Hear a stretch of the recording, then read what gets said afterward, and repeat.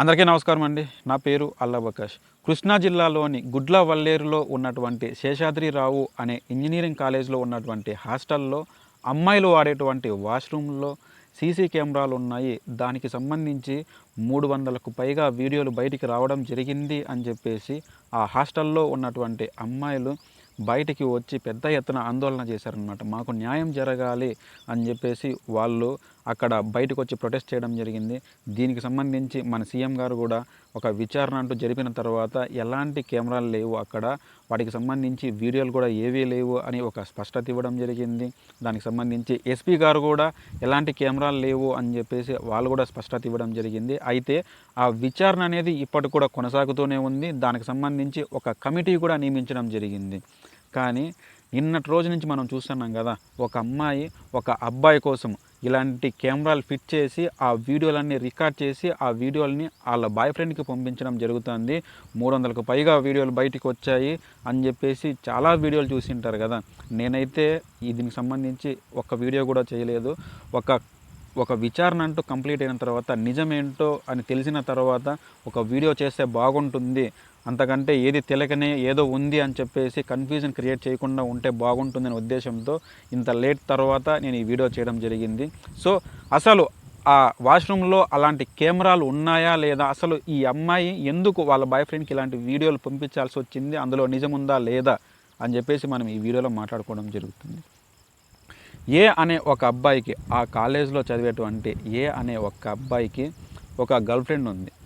అమ్మాయి పేరు బి అనుకుందాం, వాళ్ళ పేర్లు బయట పెట్టక్కర్లేదు, ఆల్రెడీ చాలామంది బయట పెట్టింటారు. సో ఏ అనే ఒక అబ్బాయికి బి అనే ఒక గర్ల్ ఫ్రెండ్ ఉంది. ఇతనికి ఏ అనే అబ్బాయికి తన ప్రైవేట్ ఫొటోస్ ఏవైతే ఉంటాయో అవి సెండ్ చేయడం జరిగింది. వాళ్ళిద్దరూ లవ్ చేసుకుంటున్నారు అనమాట. వాళ్ళకి ఆ ఫోటో సెండ్ చేయడం జరిగింది. వాళ్ళిద్దరూ కలిసి ఓయో రూమ్కి వెళ్ళినటువంటి ఆ వీడియో కూడా వాడు తీసుకొని వాడి దగ్గర ఉంచుకున్నాడంట. ఆ అమ్మాయికి సంబంధించినటువంటి ఆ ప్రైవేట్ ఫోటోలు కూడా ఈ ఏ అనే అబ్బాయి దగ్గర ఉన్నాయన్నమాట. బట్ అయితే ఈ ఏ అనే అబ్బాయికి ఇంకొక అబ్బాయి ఫ్రెండ్గా ఉన్నాడు. ఆ అబ్బాయికి ఇంకో చెల్లి ఉంది. ఆ చెల్లికి ఈ ఏ అనే అబ్బాయికి మధ్య కూడా ప్రేమ అనేది కొనసాగుతుందన్నమాట.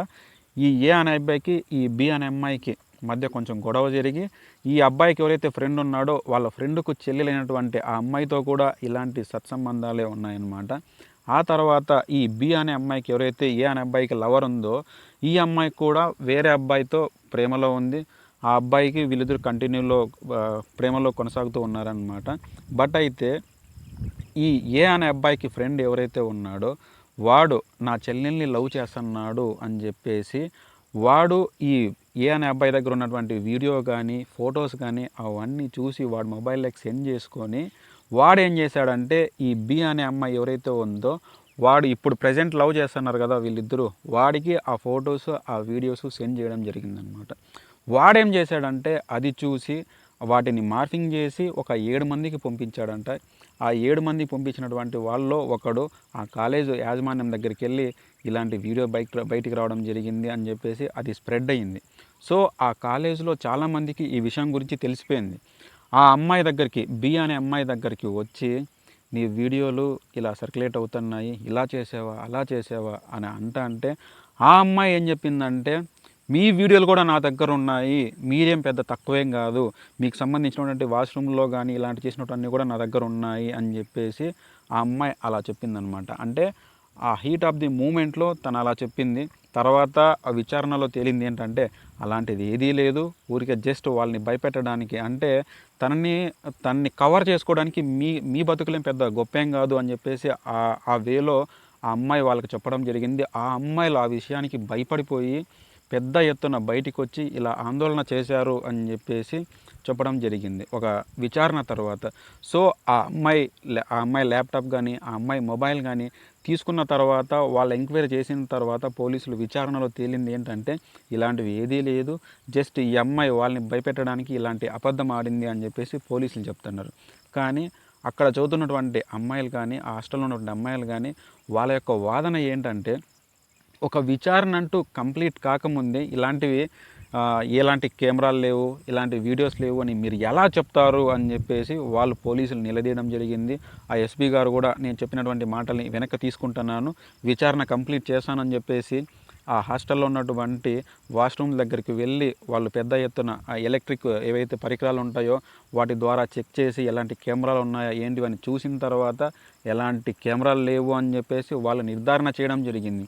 బట్ అయితే చాలామంది అనుమానం ఏంటంటే అక్కడ ఉన్నటువంటి ఆ షవర్లు ఏవైతే ఉంటాయో వాటిని వీళ్ళకి చూపియకుండా, స్టూడెంట్లకి చూపియకుండా వాటిని తీసుకొని కవర్లో పెట్టుకొని ఒక 2 కవర్ల దాకా తీసుకెళ్ళడం జరిగింది. మా ముందు ఇదిగో ఏమీ లేదు, ఈ షవర్లలో ఏదీ లేదు అని చెప్పేసి చూపియకుండా ఆ షవర్లని బయటికి తీసుకెళ్ళి వాళ్ళు మాకు చూపియకుండా ఇలా చేశారు కదా, సో వాటిలోనే ఈ సీసీ కెమెరాలు ఉంటాయేమో అని చెప్పేసి స్టూడెంట్లు అనుమానించడం జరుగుతుంది. బట్ అయితే దీనికి సంబంధించి రాజకీయంగా చూడాలా, రాజకీయంగా ఎవరైనా దీన్ని క్రియేట్ చేశారా, లేదంటే అక్కడ నిజంగానే బాధితులు ఉన్నారా అని చెప్పేసి ఈ కోణంలో కూడా చూడాలా. అక్కడ సీఎం గారు కూడా స్పష్టం చేసింది, నారా లోకేష్ గారు కూడా స్పష్టం చేసింది ఏంటంటే ఎలాంటి కెమెరాలు లేవు, ఎలాంటి వీడియోలు లేవు అని వాళ్ళు చెప్తున్నారు. బట్ అయినప్పటికీ ఆ షవర్లు ఏవైతే వీళ్ళకి చూపించకుండా తీసుకెళ్ళి వాటిని మళ్ళీ రిమూవ్ చేసేసి ఆ షవర్లు తీసుకొచ్చి ఇదో ఏమీ లేదు అని ఇలా చెప్తున్నారు. సో ఖచ్చితంగా అంటే ఏదో ఉందని చెప్పేసి వాళ్ళ ఆందోళన చేయడం జరుగుతుంది. ఇప్పటికి కూడా దానికి సంబంధించి విచారణ ఒక కమిటీ కూడా నియమించడం జరిగింది. ఆ కమిటీ కూడా వాళ్ళ ఎంక్వైరీ కంప్లీట్ అయిపోయిన తర్వాత ఒక నివేదిక అంటే ఇవ్వడం జరుగుతుంది. ఈ బి అనే అమ్మాయి ఎవరైతే ఉందో ఆ అమ్మాయికి ఎలాంటి ప్రాయశ్చిత్తం లేకుండా, అరే నేను తప్పు చేశానని ఫీలింగ్ కూడా లేకుండా అసలు ఎలా రూడ్గా ప్రవర్తించడం అనేది చాలా ఆశ్చర్యానికి గురి చేస్తుందన్నమాట. సో ఈ సందర్భంగా మనం చెప్పేది ఏంటంటే వాళ్ళు 300 మంది వీడియోలు బయటకు వచ్చాయి అని చెప్పేసి ఆ కాలేజ్లో ఆ హాస్టల్లో ఉన్నటువంటి అమ్మాయిలు మేము కూడా స్నానం చేసి ఉంటాం అక్కడికి వెళ్ళి అని చెప్పేసి మాకు సంబంధించి ఇలాంటివి ఏమైనా ఉంటాయేమో అని చెప్పేసి వాళ్ళు భయపడడం జరుగుతూ ఉంటుంది. దీనికి సంబంధించి అది జరిగింది మీ తప్పు వల్ల అలాంటిది ఏమీ జరిగి ఉండదు. అలాంటి వాళ్ళ తప్పుల వల్ల కావాలని మీరు ఇంటెన్షనల్గా చేసిండ్రు. ఆ బి అనే అమ్మాయి తన ఇంటెన్షనల్గా వాళ్ళ బాయ్ ఫ్రెండ్కి సెండ్ చేసుకోవడం కానీ వాళ్ళు వెళ్ళడం కానీ అది జరిగింటుంది.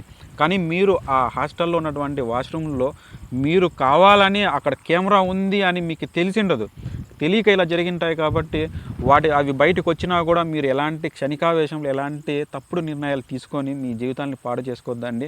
గవర్నమెంట్ కూడా దీనికి సంబంధించి విచారణ పూర్తి చేసి బాధితులు ఎవరైతే ఉంటారో వాళ్ళకి న్యాయం జరగాల. అంటే బాధితులకు న్యాయం జరగాలంటే అలాంటి వీడియోలు బయటికి రాకుండా భద్రపరిచి వాళ్ళకి అలాంటి చర్యలు నిజంగానే కనుక జరిగింటే వాళ్ళకి ఖచ్చితంగా కఠినమైన చర్యలు విధించాలి అని చెప్పేసి కోరుకుంటున్నాను. ఈ వీడియో మీకు నచ్చినట్లయితే ఈ వీడియోని లైక్ చేయండి. మన ఛానల్ని ఇప్పటిదాకా మీరు సబ్స్క్రైబ్ చేయకుండా ఉంటే మన ఛానల్ని సబ్స్క్రైబ్ చేసుకోండి. జై హింద్.